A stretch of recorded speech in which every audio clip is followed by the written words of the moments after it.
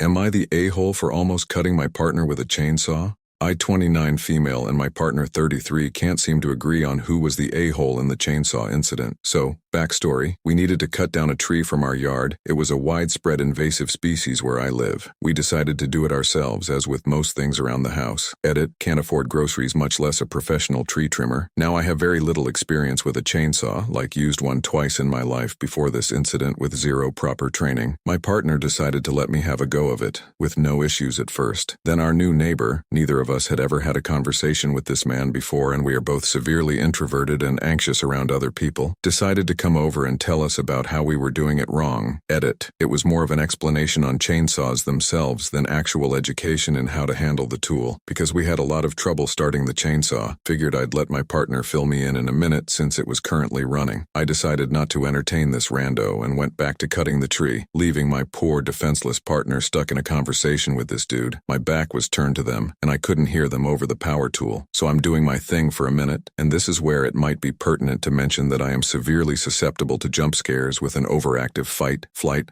fawn, freeze response, and I absolutely hate being touched. Edit, yes, I have PTSD. This is well known and documented amongst the two people that know me. I'm already on edge from rando being nearby. Next thing I know, someone is tapping me from behind, and true to my nature, I freak the heck out. I swing around involuntarily out of fear, with a still running chainsaw in my hand, almost cutting off my partner's legs in the process. Dramatically worded according to their definition. They were able to jump back and avoid being hit. I was less lucky. The chainsaw ended up swinging so far and hit my own thigh, ripping my pants and leaving me several deeply gouged cuts from this now dull chainsaw. I went inside to tend to my wounds. I decided against going to the hospital. When I came back out, my partner expressed they were upset with me for swinging around with a live chainsaw, as they could have been really hurt. They also were simply flabbergasted and kind of angry that I didn't have basic chainsaw safety at the forefront of my mind and reactionary skills to match a veteran in handling dangerous power tools. Paraphrasing, I kind of understand where I should have been in control of the dangerous weapon I was holding, but also, I feel like the fault does not lie with me for being startled from behind while they could very clearly see that I had a running chainsaw in my hand. It has been a point of contention, so I ask, am I the a-hole in this situation?